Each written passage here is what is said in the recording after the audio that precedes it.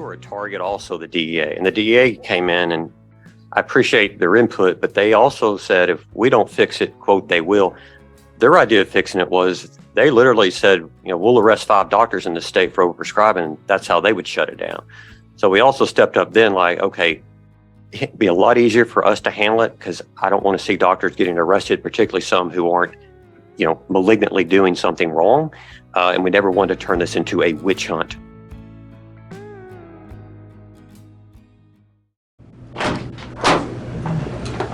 You just have a seat right there. I'm Detective Little Gallagher, and this is Detective Danny Brines for the record. You are Danny Minton. Danny Minton, and you are a detention officer? Correct. In the Plano jail. Plano jail. Okay. That's your pen. Just a few questions. We're following up. We're assisting or we're doing the death investigation, in custody death investigation. How many years do you have with doing as a detention officer? Be 13. 13. Yeah. Okay. Were they all with Plano? Yes. Okay. And you're not in trouble for anything? Yeah.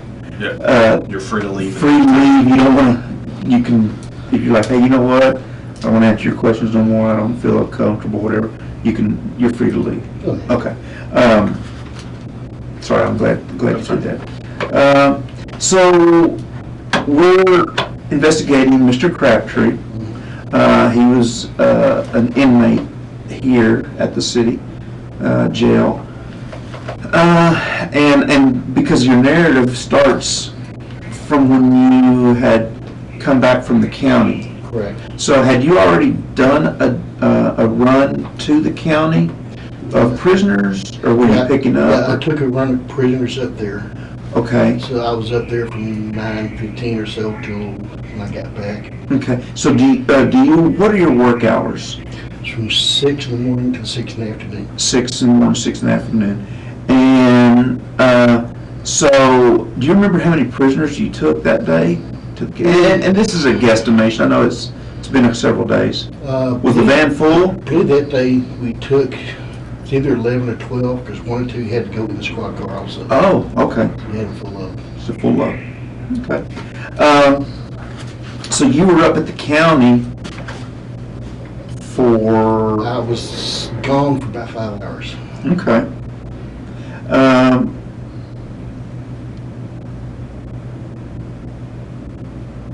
So you're basically getting back to the station or to the jail about a little after 2? Correct. Okay. So when did you first lay eyes on Mr. Crabtree that you can recall? Okay, I got back a little after 2, went to lunch at 3. I don't think I did any checks between that time. Okay. And when I got back from lunch, I know I did checks after lunch. Okay, so after lunch. After 4 o'clock. After lunch would have been your first real, I wouldn't say interaction, but at least you maybe saw him. Right. Do you remember where he was being held? He was in cell H. Okay. Do you recall what he was doing in cell H when you saw him? He was sleeping. He's breathing real heavy. Okay. So he was sleeping. Right. When you saw him, what is the door open in cell H, or is it? The door's closed, but we have a little slider window Okay. to observe and check on him. Okay. So your first interaction with him, you never saw him standing at the door. Not that I recall. Not that you recall. Okay. So after lunch, so your lunch, did you? Looks like in your statement you indicate that you went from lunch from 3 to 4. Correct. So this would have been after 1600 hours. Correct.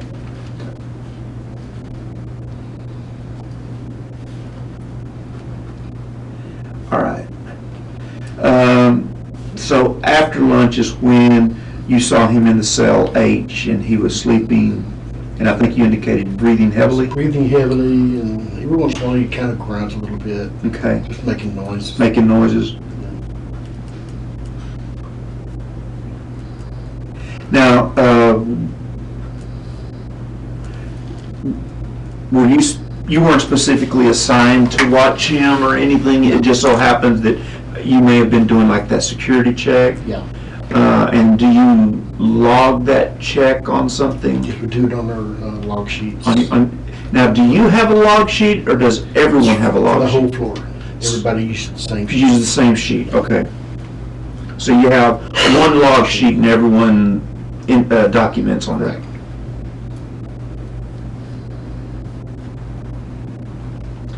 And so really, did you get an opportunity to hear about Crabtree? You know, did anyone tell you anything about Crabtree specifically once you got back from the county? The only thing I can remember is Continuation Officer Lawrence said something about he didn't look good when he came in, like he's sick, but he was also under the influence apparently. Okay. So that could affect the way he looked, I don't know. Okay. Who was that told you that? Lawrence. Okay.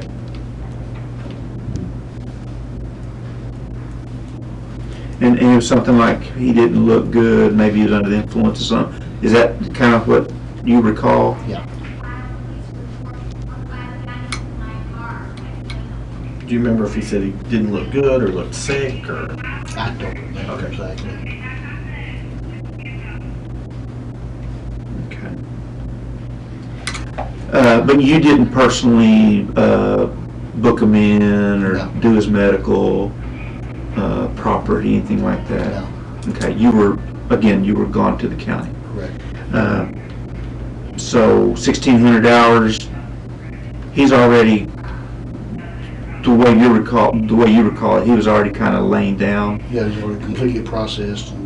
And Do you recall where was he at in cell H? Cell H has a metal bench. Uh-huh. He was actually laying on that. He was laying on the metal bench. On the metal bench. And was there anything else in cell H with him? Mattress and blanket, I believe. Mattress and a blanket. Was he on the mattress? I believe so. Do you recall? Was he covered up with the blanket? Not from his waist up, I don't know for sure. Okay. Waist down, he may have been, I don't remember. You don't recall?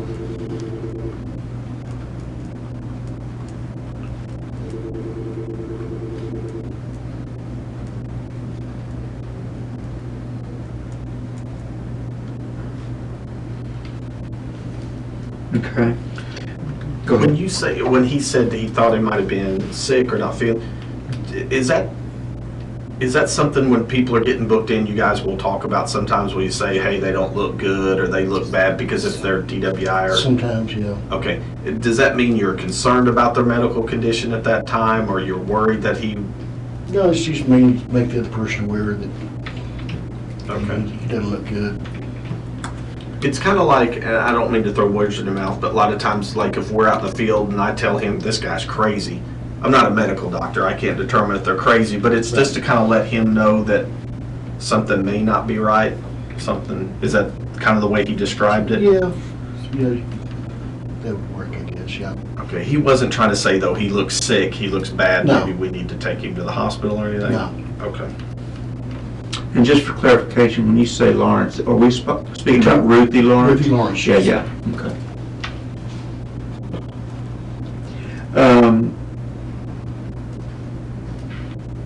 So, sometime after 4, y'all, you may have done a security check, and you observe him in cell H. He's believed to be on his mattress on the bench, possibly covered from his waist down with a blanket. Right. We're not for sure, we can't recall. But no, do you recall anything else on his face or anything that alarmed you? No, none at all. Okay. And at that time, did you see him, to the best of your knowledge, do you know if he still was breathing or? Yes, he was. And what gave you an indication that that was so? He was laying on his side facing the door, Okay. and I could see his chest moving. And every couple of seconds he'd make a sound. Okay, so he was laying, Kind of a snoring type. so was he on his right side? He's on his right side. Laying on his right side. Okay. And you said you could visibly see movement of his chest. Yeah.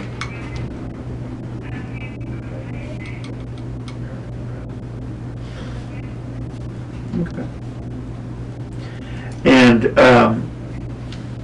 do you recall if he had a shirt on? Yes. He did have a what do they call the jumper? Orange jail shirt. Orange jail shirt. Yeah. Yeah, that's how I could tell he was breathing, because I could see it moving. Okay.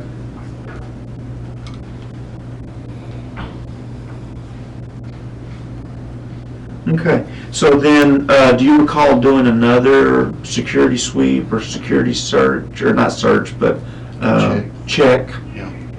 After, how many checks do you think you did?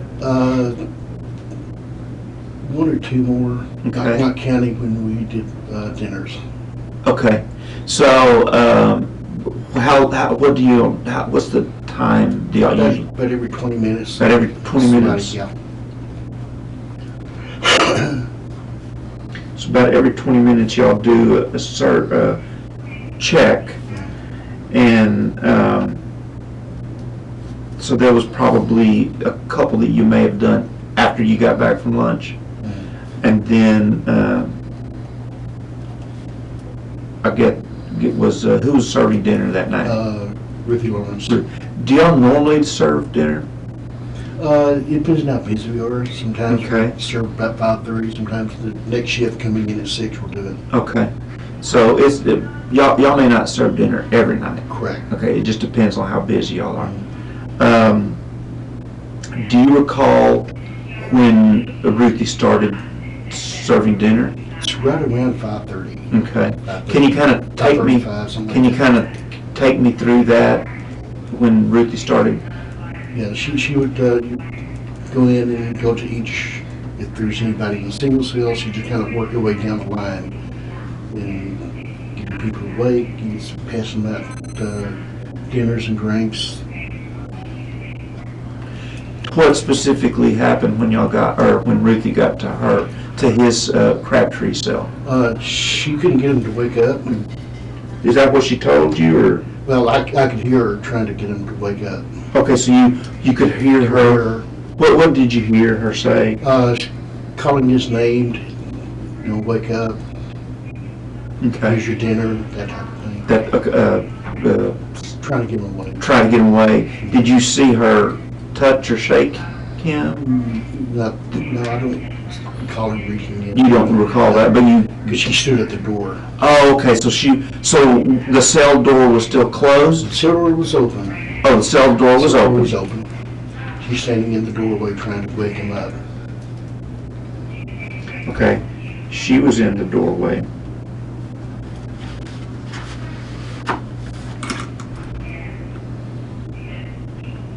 And that's when you heard her call his name. Mhm.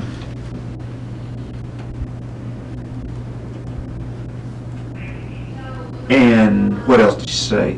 I know you said something about she called his name. Called his name, tell him dinner's ready. Dinner's ready. You gotta remember exact words, words to that effect. But to that effect. Right.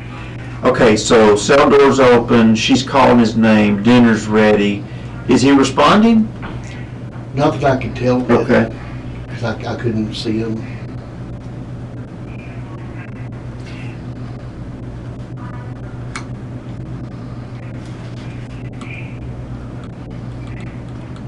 Okay, so when did you decide to go over there?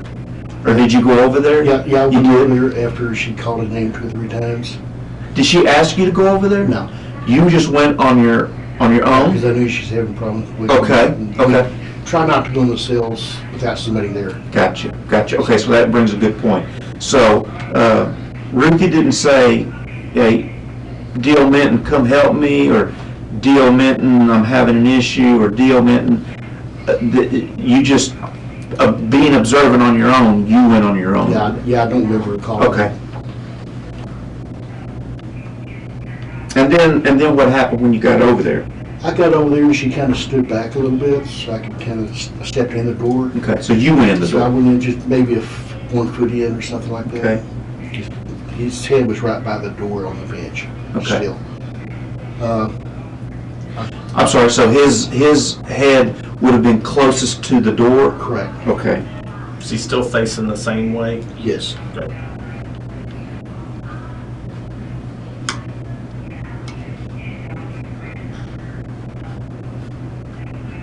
Still on this side? Correct. It's the right side. Good.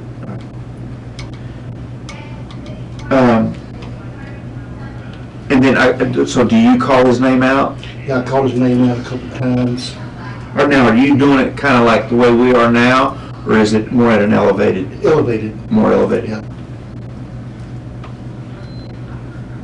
Would you consider it screaming or just loud? Just loud. Loud. Yeah. Okay. And how many times do you think you did that? And I know it's probably tough to remember, but just Two or three times. 2 or 3 times? Yeah. Okay. At what point did you feel that, did you ever physically touch him? Yes, after the second, third time, I reached over and shook his shoulder. So you touched him on his shoulder? Correct. And did he still have his shirt on? Yes. Okay. So you shook his shoulder? Which it would have been probably his left if he was laying on his right side. Correct. And do you recall, and I meant to ask this earlier, do you recall how cold it was? What's the normal temp? Do you know what the normal temperature usually is in the jail? I believe it's set around 72, 74. Is that the normal?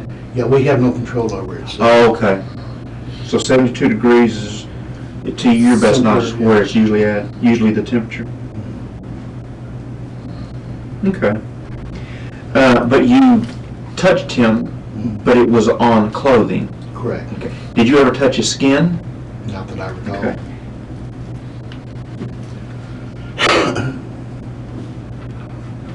And when you shook him, and did you call his name at the same time? Yes. Okay. Shook and shake name, said his name, what kind of response? I think maybe have done it twice and kind of raised his head up and He did? kind of made a grunt type sound, like he's fixing to try to get up. Then he laid back down. Okay. So you're 100% that he kind of raised his head? Yes. Okay. Made a grunt noise? Mhm. Did he open his eyes? Not that I recall. Not that you can recall? Okay.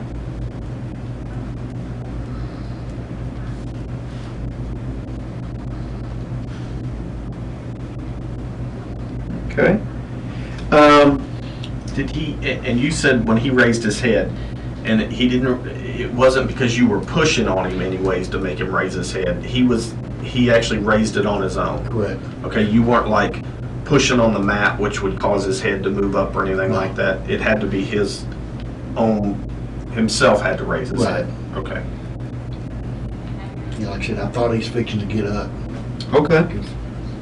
It's that kind of movement. Okay.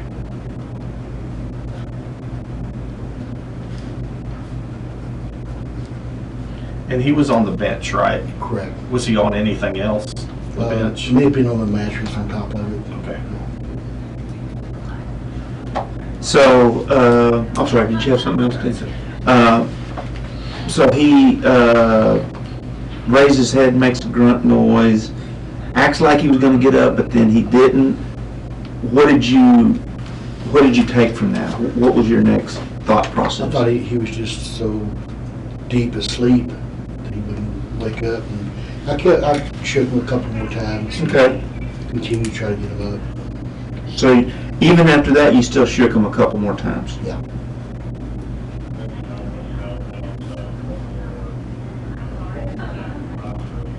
And then, after that? We decided we wasn't going to be able to wake him up. Okay. We didn't exit the door, cell, and shut the door. Have you ever tried to get someone to wake up and they didn't, and y'all just had to move on? Yeah, that happens a lot. Okay, okay. What kind of people does that usually happen to? It's usually somebody that's intoxicated on alcohol or drugs, prescription drugs, illegal, whatever. Okay. What kind of charges do those people usually come in on, do you know? Usually public intoxication, maybe DWI or possession charges. Okay.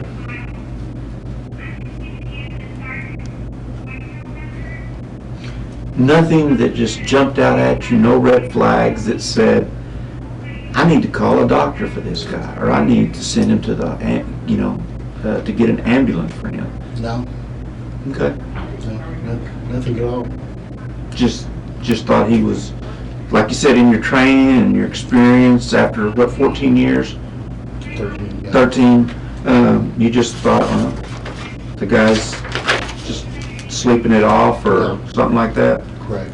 Okay.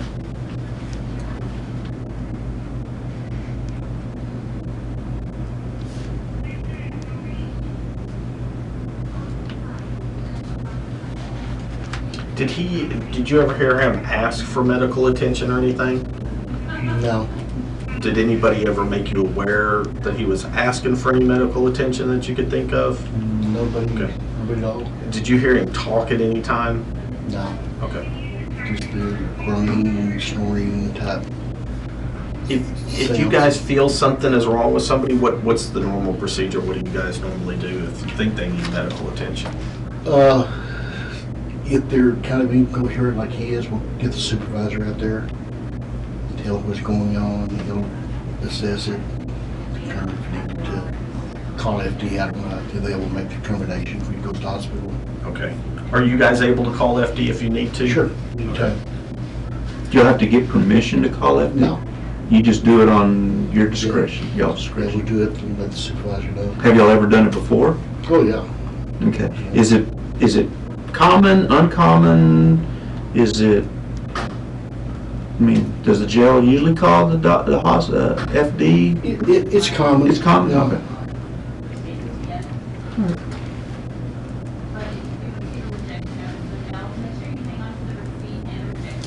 I guess, go ahead, Danny. When you all call FD, is it it's nothing unusual for you all, correct? Correct. And it's nothing that's causes you any more paperwork or anything like that if you guys call FD? A little bit. A little bit. Nothing huge, it's not hours of No. paperwork or Just anything like notations that? about the time we called, why we called, when they arrived. But they did when they left. Okay, kind of like you doing your normal check then, what time Yeah. you went by and checked? Okay. Right. So nothing unusual, no more work than you would. Who else, is there anybody else that can take people to the hospital besides FD? They can go by patrol. Okay. Is that depending on the seriousness of the, Correct. Okay. If FD's determines they can go by patrol, you don't need to go by ambulance because it's not life-threatening or what have you, Mm-hmm. then they can say he can go by patrol or she, and they'll go by patrol. okay. And you guys do that often enough? Oh, yeah. Okay. Any need that you guys felt to do that for him at this time? No indication? None that I saw. Okay. In your statement, you write it at about approximately 17:55 hours. I performed another security check. Correct. So, you had dealt with him at approximately 17:30, 35-ish. You spent some time trying to raise him. Is that right? Correct. How long do you think you were in that cell? A guesstimation. 4 or 5 minutes. Okay, so then we could say possibly by 7:40-ish, 5:40, y'all were still in the cell? I don't think it was that, probably between 5:30 and 5:35. Okay, Something. okay. And so then, like 20 minutes later, you're doing another check. Correct. And you perform another check. Crabtree was still sleeping, breathing heavily and snoring. Is that how you recall? Correct. Okay. And And then that was pretty much your last check. You were getting ready to leave for the day. You leave at 6 p.m. Yeah. Okay. And you could hear him snoring. Yeah. It wasn't a constant snore, just every once in a while kind of, I don't know how to describe the sound. Like somebody got congested, just making noise when they breathe.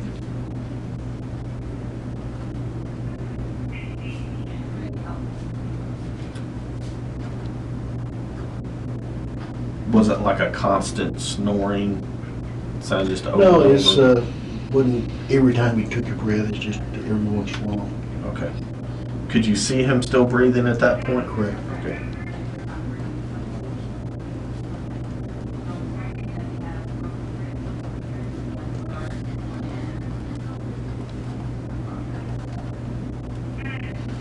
Is it uncommon that other jail staff will, even though you only have to check every 20 minutes, is it unusual or is it common that people will still kind of wander by, look in and check on people?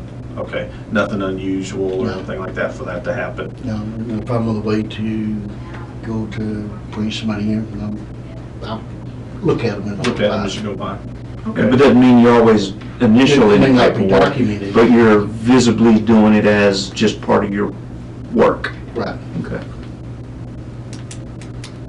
So somebody could do a documented check, 5 minutes later, somebody walks by and looks in and just sees and just as everybody, because some of the cells are wide open glass, correct? Correct. Okay, so you can just look as you walk by. Correct. And you can physically see him, okay, through the glass in the door? Correct. Okay.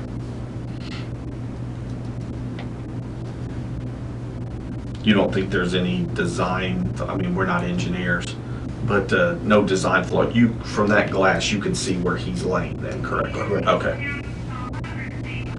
It'd have to be a real small person to be able to, I guess, stand up against the wall in the corner there. Yeah. I mean, they'd have to be like smushed up in the Like corner. trying to hide.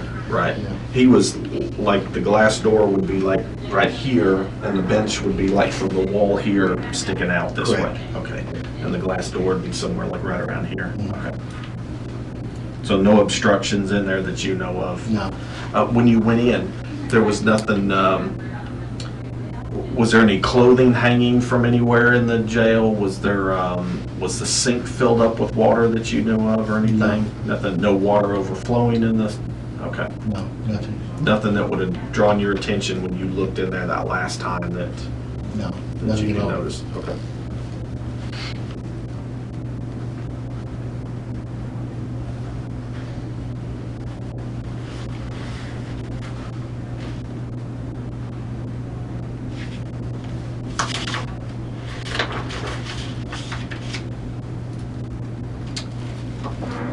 When Crabtree, so had you already left by the time Crabtree had been attended to by FD? Yes. Okay. Okay.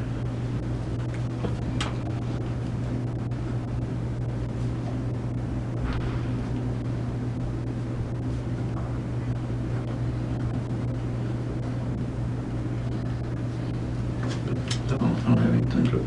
Thank you very much. Yeah, appreciate it. it. Hope you have a good day. Okay, y'all too?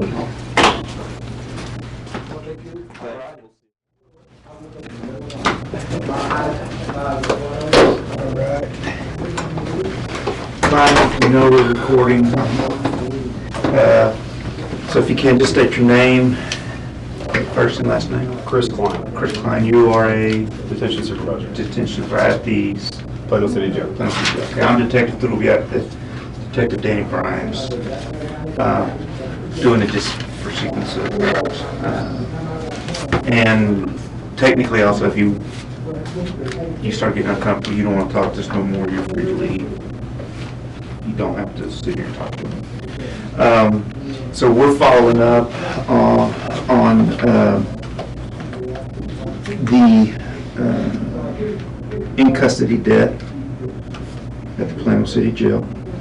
And can you just kind of run me down to the extent of what you're aware of, what you know about this? from the time he came in on our shift. Sure, yeah, to the let's very start, sure. end. Came in for DWI, Okay, and there's a blood warrant that followed shortly thereafter his arrival at the jail. okay, My booking floor staff did their normal procedures, nothing out of the ordinary. As a matter of fact, the intake questions that they complete in the intake vestibule when they first come in, those were handed in as usual. If there's ever any major concerns, they'll always come to me separately or call me or something. There was nothing like that. They handed me the sheet, I read it over, signed off on it, passed it back out. Booking procedures went on as normal. okay, I didn't have any contact with him until about mid-afternoon. okay, And I was out there for an unrelated issue and knocking on the door, made contact, we spoke for a little bit. you did speak? we did talk, Okay, yeah. so you knock on the, I guess on the glass door of I the cell? think he knocked on the cell door itself. I don't He know knocked or why. you knocked? He did. He did, okay. Yeah. And what did he say? He was asking me about his phone Okay. numbers, things like that. And because I hadn't had any contact with him up until that moment, I don't know what all the booking floor staff had done. They had overheard it. Okay. They said, we've already been through this with him with phone numbers. He's been on the phone. We've had him on, I know they had him in the phone booth, which is the actual phone booth on the booking floor.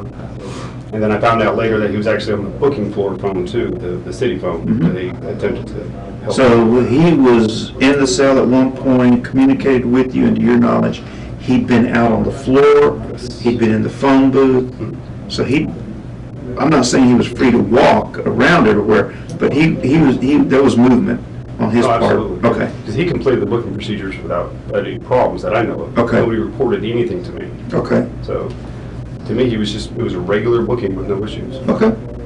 So, take me on, okay, so after he knocks on the cell door, or whatever, what carry on from there? Was that the last contact you had with That them? was, the only contact. The only contact Yeah, you had so- with them?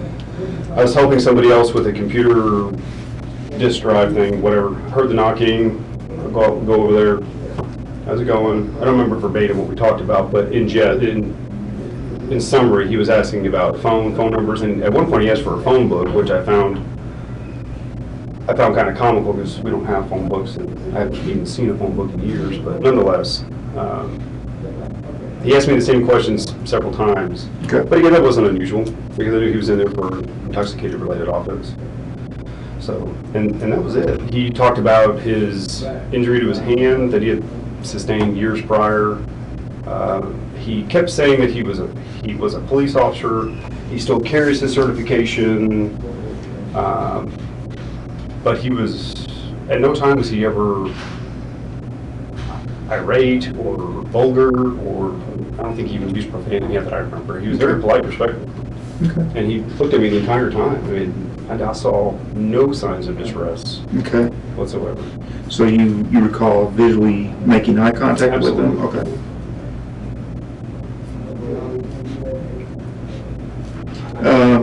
So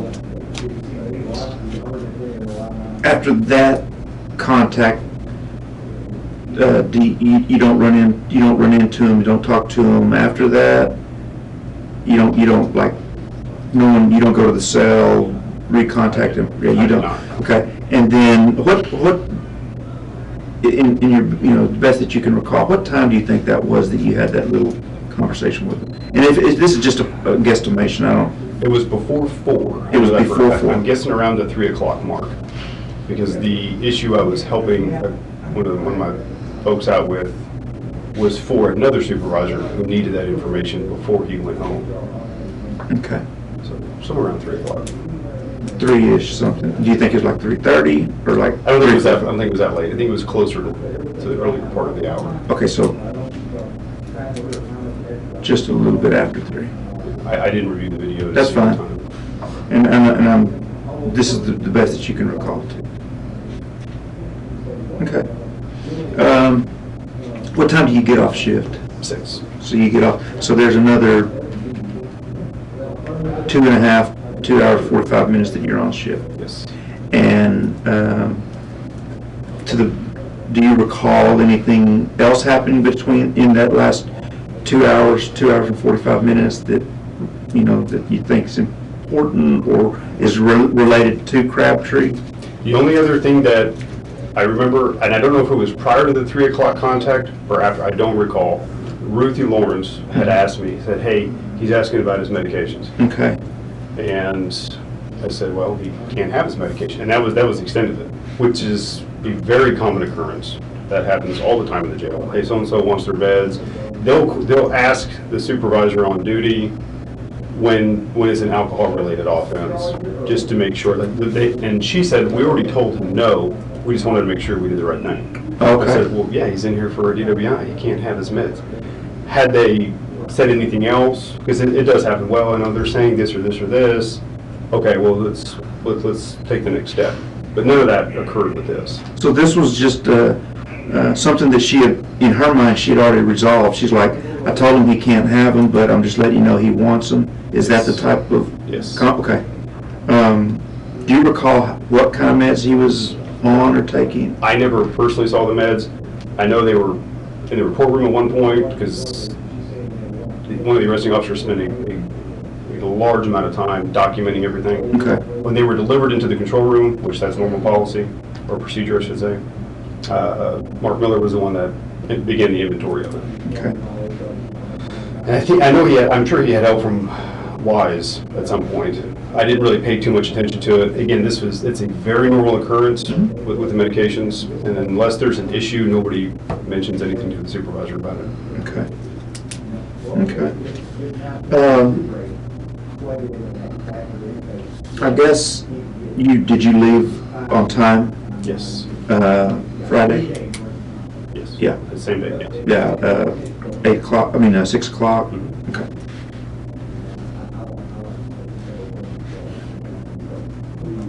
No, but do you know if any of your people stayed over and worked, or? Do you know? I don't remember if anybody Okay. worked overtime or not that day. Okay. Is it common that maybe some of your people will stay over to cover for a shift? It does happen. Okay, but to your knowledge, you don't recall if it happened that I don't know if anybody worked Okay. overtime. Okay.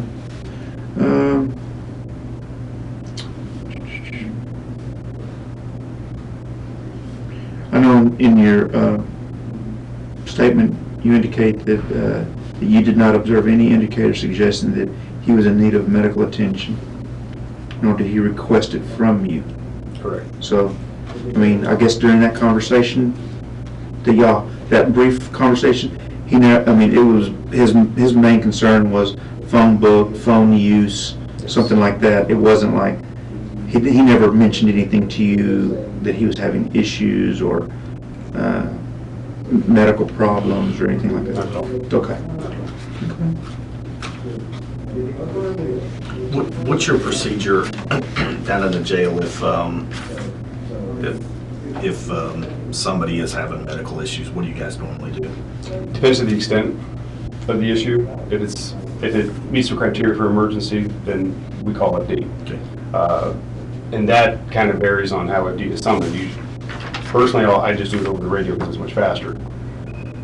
Sometimes people will just get on the phone and call 7900. It's called dispatch. So that's how we summon the hospital. Do you guys call the ambulance a lot down in the jail?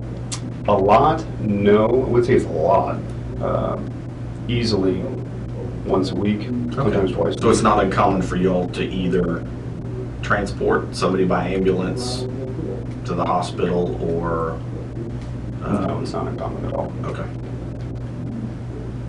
Is there any type of criteria that y'all use, or is it just based on whatever their complaint, if they're complaining about something or having medical issues? To go to the hospital? Yeah. Just to go to the hospital, it's their request, period. Okay. We honor every request.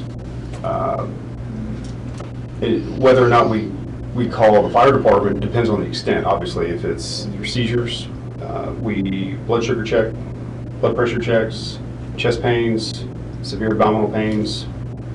If we have a female that's pregnant, some of the more obvious reasons to call the fire department. Otherwise, it's call dispatch, call an admin sergeant. They have one that wants to go to the hospital, they can go by patrol. And that's usually either the admin sergeant or the lieutenant will ask, well, can they go by patrol? Yeah, they can go by patrol. Okay. It's not an emergency. So if somebody asks and says, I need to go see a doctor, I need help, I need medical, you're going to get them to the hospital, We honor one way or the other? every request. Okay. And did he ever make that request? No, he did not. Okay.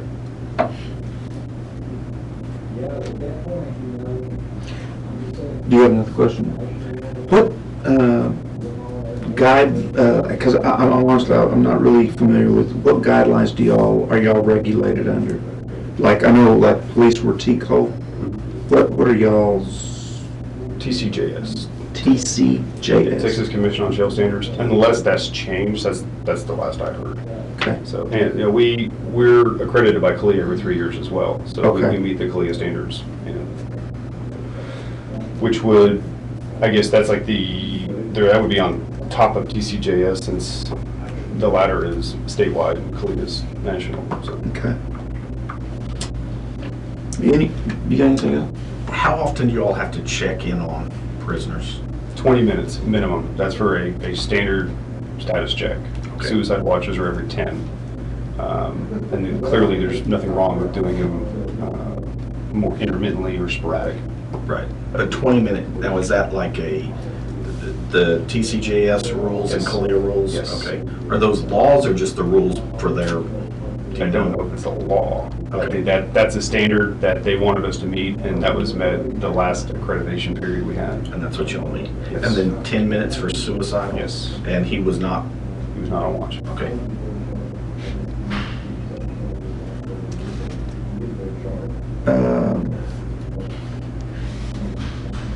So, and when y'all check the prisoners, is it is it manually, or can it be done through a camera? Do y'all have cameras in all the? They're not in the cells. No. They're not in the cells? No, for privacy Right. reasons. Okay, so we don't have cameras in the cells. No. So if someone does a 20-minute sweep or security check, is it documented? Yes. So the video should be the same as the paperwork, basically? It should be pretty close. Pretty close, It okay. should be pretty close. Would there be a reason why it wouldn't be close, or? If the clocks were off. Okay, Personal timekeeping devices. Okay. You know, that somebody uses their watch. Nobody uses a pager anymore, but Okay. they don't have phones on the floor. oh, okay, It's either we have a main clock on the booking floor. If they glance at that, because the status checks for suicide watches are clipped next to those cells where the suicide watch is held. So if they glance up at that clock versus here, and the next person uses this versus that, then it Sure. could be off. sure, okay. So, okay, and did y'all used to have a different device of how y'all check things? Well, can you just give me a little brief on that? I don't know what they were called. They were these little silver buttons, if you will. I don't know what to call them. That's what we call them. They were mounted by all the cells, and then we had the unofficial term for them were wands. They were Okay. these little blue baton-looking heavy metal that we would scan every time you did a status check. I don't know why we stopped using them. They just, But TCJS and CALIA, y'all meet their standards by doing it manually and all that, versus having the electronic stuff. It didn't affect y'all's accreditation or anything like that? Okay. Okay, so it's just a different form. Well, how long ago did y'all go back to that? a couple of years. Couple of years, easily. okay. The cell he was in, Mhm. what was the reason he was in that one? Do you guys know? I'm guessing that particular cell has a bench, and because he had back issues, Okay. that's my guess as to why he was in there. Plus, he's intoxicated, so he automatically qualified for a single cell. That is our only single cell with a bench. Okay. He had a mat in there with him? You know I of? don't recall if he had a mat or not. Okay. Honestly, don't remember that one. But it's got its own bench, Yes. because he's got back issues. And intox, you said, for the single cell? Yes. Okay. If somebody's intox, do they have to go in the single cells? Do they have to? No. Okay. It really just depends on, it's an officer discretion. There's no policy. We don't have a set rule for that. So I can't attest as to why he was single cell. That would be my guess, because he was intoxicated and he had back issues. Okay. Because there are no other benches, even in the multi-holding cells. But it wasn't because he was unruly, causing any problems, issues? No, he was very polite and cordial. Oh, nothing else. If you would have noticed something unusual, would you have obviously acted on that? Absolutely. Okay. And you didn't notice anything unusual? I did not. Okay. Not at all.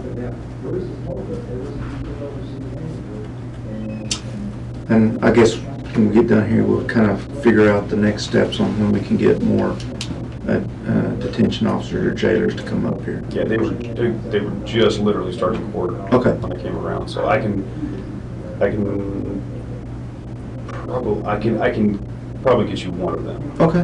right Yeah. now. It won't be in or I don't know what order you have, but You just send who you can. We're fluid here. Whoever can get up here. Well, Okay. you got it. All right, man. No problem. Thank you. Absolutely. All right, thanks a lot. Sure.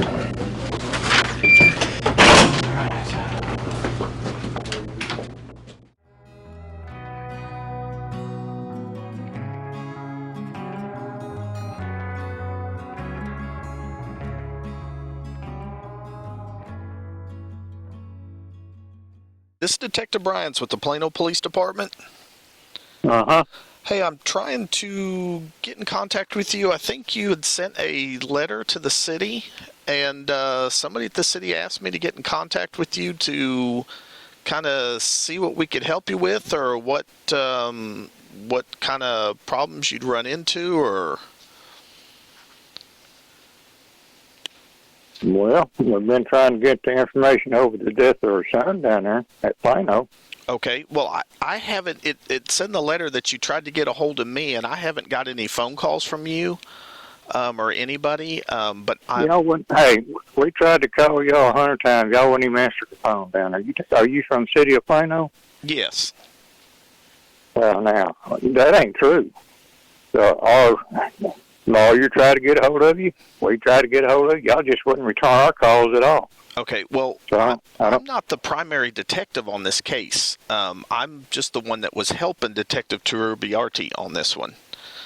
But I was one of the ones that spoke to you in the interview room. Well, he was too, wasn't he? Repeat that? I said he was there too, wasn't he? Yes, in the interview room. Yes, he's the primary detective on this case. Well, then why are you calling me? Well, he's off on vacation right now.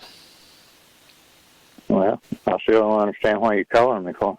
Okay, well, Are y'all willing? Are y'all going to release that information down there or what? Well, the information, I'm not sure about releasing the information because I have to look into that. That's one of the things I wasn't aware of because I don't deal with the Open Records Act stuff. We have another unit that does that.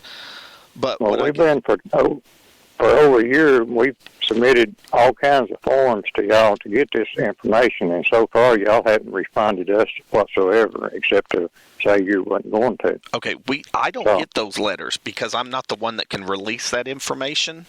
Well, the city attorney does. Okay. Got them. Okay, well that's what you responded back. Okay, so the city attorney told you that they were not going to release that info, correct? That's what they said.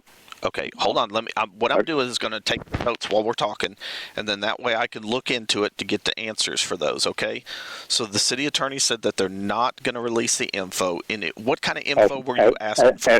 As far as I know, we submitted paperwork. She knows all about it. It's for the videos of the hall where the cell's at, the cam for the officers, all of it. We want everything. We want to know what happened to our son. And we're not going to quit till we find out. Okay. Did the medical examiner's office get with you all about the cause and manner of death? Did you get the autopsy report from them? Yeah. We got the autopsy report. It's redacted, all kinds of stuff, just like the investigation was. And we're not at all. What do you mean? We're not at all satisfied. What do you mean it was? There's things that was left out of it. There's things left out of it. Like what? What was left out of it? Well, the cause of death, for one thing, at the end of the thing, it said they didn't know what killed him. Now, what kind of autopsy is that? When you perform an autopsy and nobody knows what happened. Okay, can you give me just a second? Let me pull that portion up. Just look at the last thing on the autopsy says we don't know what killed him. Now that's awful suspicious in itself. But that's beside the point. We've been fighting with y'all trying to get this information for over a year now, and there's no reason that public information cannot be released to the family unless there's some kind of cover-up by the police department. This is new information to me. Okay, so what I'm trying to do is get with you to see what I can do to help out. So, here's what. Did you get the second medical examiner's report? As far as I know, we got everything else in. Okay. There's a initial medical examiner's report that you might have got that basically said it was pending. There were two reports. The first one is the initial that says the pending one, where it says cause of death is pending. Is that the one you're talking about that you got where there's nothing on it? I'm talking about the official one. So you look at it and look at the last page. It says it comes to the conclusion that they didn't know what killed them. Now, in this day and time, that's almost impossible. Can I read you the one I have, or do you have the go ahead. The one you have that you could read me where you're saying he said that they couldn't determine? I don't know. I still don't understand why you're calling me if you're not willing to release the information that we're looking for. I can't release that information. I'm not the one that releases that. Well, then why are you calling me for? That's what we're interested in. Well, because somebody asked me to contact you to find out what I could do to help out, since I was in contact with the family. Well, who was it that wanted you to contact us? One of our, who was our legal advisor at one time, who was our legal advisor during this case, brought a letter in that said that you wrote to the city. They gave me a copy of it, and I said I would contact you all to find out what issues you're having and see if I could get some of those answers for you. Well, that's our question. We've got a lot of issues about our son's death, and we're just not satisfied with the answers we've got. Okay, can I? If you don't have your medical examiner report in front of you, can I read the final one they sent to me? Yeah, you read the last sentence of it. What does it say? You want me to? Can I read the last paragraph that has everything? Is that all right? But I don't know what this is going to prove. Well, you're the one that's saying I don't have anything. I'm looking at a medical examiner's report that has a cause of death, a manner of death. I'm not even interested in what the medical examiner's report. We want what happened to our son. We're not interested in some kind of report that y'all all put together. We want to know what happened to our son. And if we have the videos and the audio, we'll know what happened to him. Now, won't we? Yeah, absolutely. I thought we explained. Well, see how easy that's real easy now. That's all you got to do. Your folks down there need to release that information to us, and there won't be a problem with it. But till we get that, we're not going to be satisfied with nothing and no conversations we have with y'all. Okay, so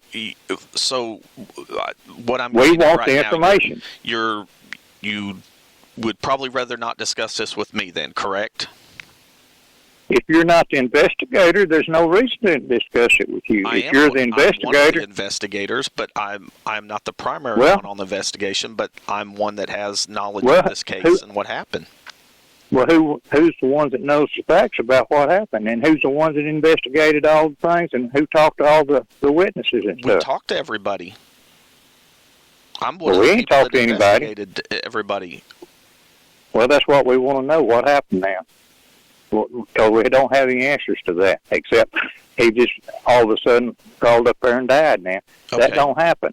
And I'm going to tell you something else. I've lived with my son for the last 7 years, and he was awful outspoken. And I'm going to tell you right now, if he was having a medical problem, y'all would have been the first one to know about it.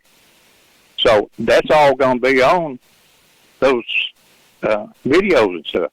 What happened to our son is on those videos. Mr. Now, if we have those, we'll know exactly what happened to our son, and that's what we're interested in. Not what y'all say happened. You're going to have to let me talk at some point. And here's the Go ahead. If you're not interested in what we said happened, we're the ones that investigated, and obviously, if we investigate it, We're the ones that know what happened. Well, y'all sent us an investigative report that y'all put out that was about halfway redacted. Now, how are you going to know what happened to somebody if you left out the information? Okay, well, we don't work for the medical examiner's office. Also, we don't have anything to do with the medical examiner's office. And I'd be willing to read you the last I'm not even paragraph. interested in medical. I didn't say I was interested in medical examiner's office. Well, I said I was interested in the video. Of death. We don't know that. We don't know till we see the videos what happened to our son. Now, at that point, I might agree with you on that.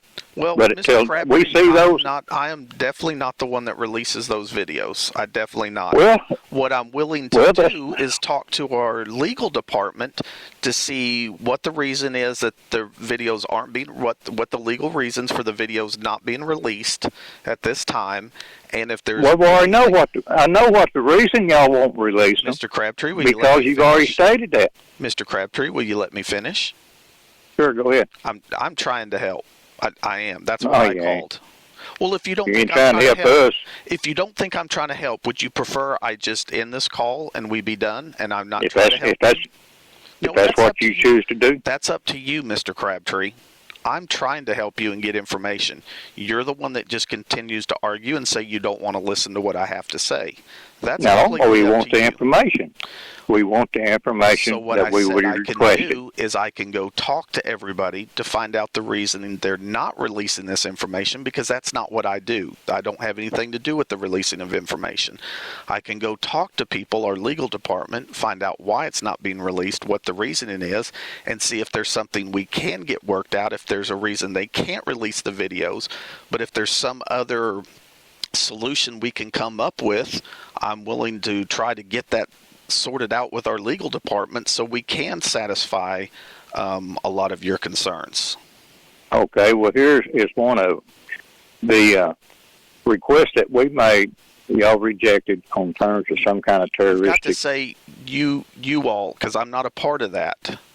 I'm not a part of that request. The city of Plano is. Okay, are you not part of the city of Plano? City of Plano, but when you refer to everybody as a group, you can't do that because you're inferring that everybody has information on that.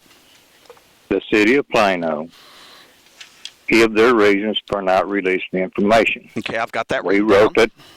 Okay, we wrote to the Attorney General, and he rejected their reasoning for withholding the information, but still they have not released that information. Okay, now the Attorney General, did the Attorney General send you a letter or information saying that they are? That's right, sure did. Okay, do you have that letter? I don't have it in my pocket, but I do have it at the house. Did you send it to the city of Plano to say that the Attorney General has overridden our decision for that, or the city of Plano's decision? Well, this is the deal on that. We've been trying to get a hold of a lawyer, and now that would be his job, but he won't return her call. Your attorney won't. Your attorney won't return your calls. That's right. That's right. He hadn't returned our calls, or that would have been a question that we've asked. We thought he should have done that, exactly what you said. He should have resubmitted the forms and showed that the Attorney General rejected y'all's reasoning, and that would have been the end of it, and we'd have got. But for some reason, so what would be your attorney's reason for not returning your calls? Well, if I could talk to him, I'd ask him. Okay. But he won't return her calls, see, so I don't know. Let me talk to our current legal advisor about what the reasoning is and what the reasons for them not releasing this information, the videos and all that, and let me see if there's another solution I can come up with. I can't guarantee you anything. I really can't, but I will ask if there's any reason we maybe couldn't sit down with you with some of the videos and watch the videos or anything like that. I can ask that or make that request to see if that's something that's possible, and just put that out there as a... Well, if we sit down to watch them, it's going to be all of it. It ain't going to be just hand-picked stuff out of it now. We want to see where he was. We want to see where he was booked at. We want to see when y'all took his property away from him. We want to see when his car was tore all to pieces. And I will. We won't know all those things. That to our legal advisor to see if that's something that is an option that we can do. I would be more than happy to sit down and gather all that up and sit down with somebody if that is a legal option for us to do, or if that's something the city or the department will allow us to do. I'd be more than happy to do that. I'd be more than happy to sit down with you for minute by minute for every video we have. Well, that's exactly what we want. And I don't have a problem with that.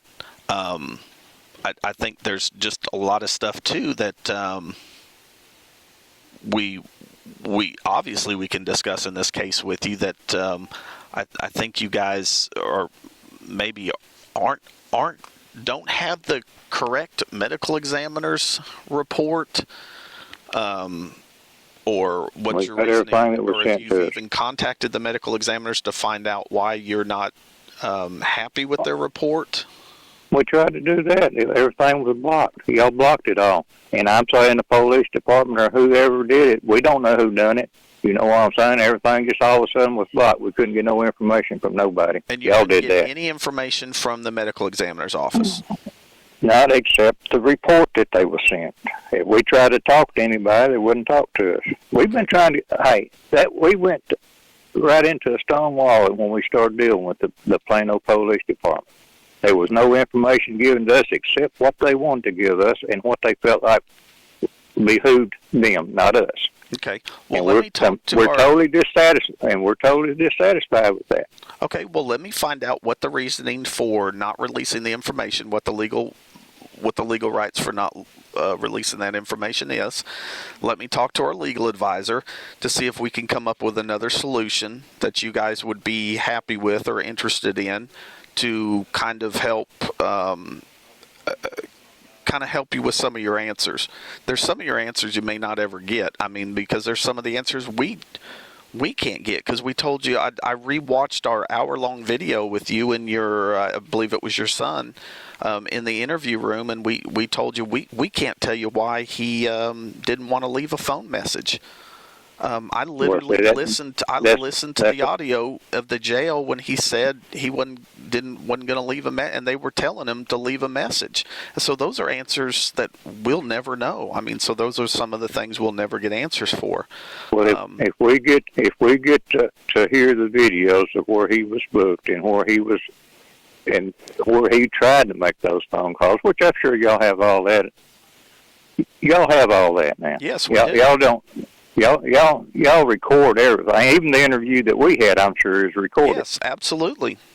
And I don't mind telling you this right now. I'd like to have that too, because from what the lawyer said when he went down there, he said that his property was in a sealed bag. Well, when y'all give it to us, it was in a paper sack, and I know that for a fact because I was there and took it.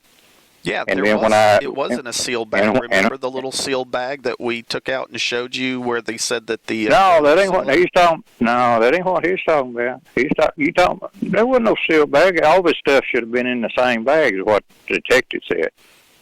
I mean, the lawyer. Anyway, that's beside the point too. If we get the information and we can see what happened to our son, we'll be more satisfied than we are just with somebody telling us this is what happened now. Okay. Well, let me see what I can do, and I will get back in contact with you, okay? That'll be fine. All right. Thank you very much. All right, bye. Thank you. You have a good day. You too.